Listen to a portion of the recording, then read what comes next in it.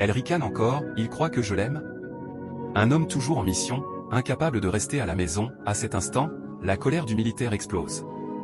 Il s'avance dans la lumière. Le silence tombe brutalement, sa femme sursaute en le voyant. Son visage devient pâle.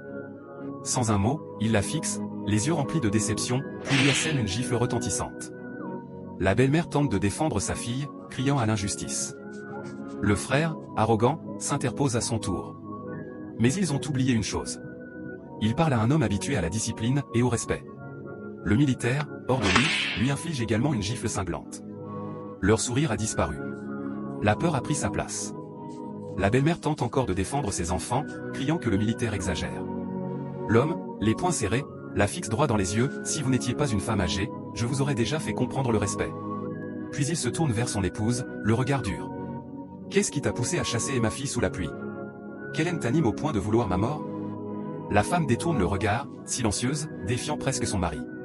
Sa réaction ne fait qu'attiser la colère du militaire.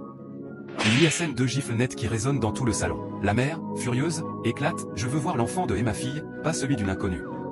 Cette maison doit revenir à mon sang. Le militaire la fixe avec froideur. Une vraie mère n'enseigne pas la cruauté. Vous avez échoué. Le frère tente encore d'intervenir, mais son arrogance lui coûte cher. Le militaire le repousse violemment vers la sortie. À bout, l'homme prend une décision ferme, vous quittez cette maison. Maintenant. Et je ne veux plus jamais vous revoir. Mais les 3 refusent, s'obstinent, crient. Alors le militaire porte la main à sa hanche, prêt à retirer sa ceinture pour les expulser. À la simple vue du geste, la peur les envahit. En quelques secondes, ils fuient vers la porte et disparaissent sous la pluie. Le père referme la porte lentement, puis se tourne vers sa fille. Elle est toujours là, tremblante. Devant elle, l'enlace tendrement et murmure, je te promets que plus jamais personne ne te fera du mal ici. Je vais prendre un congé, et je resterai auprès de toi. Pour la première fois depuis longtemps, la jeune fille esquisse un sourire. Que Dieu vous éloigne des personnes au cœur cruel et vous accorde des relations sincères.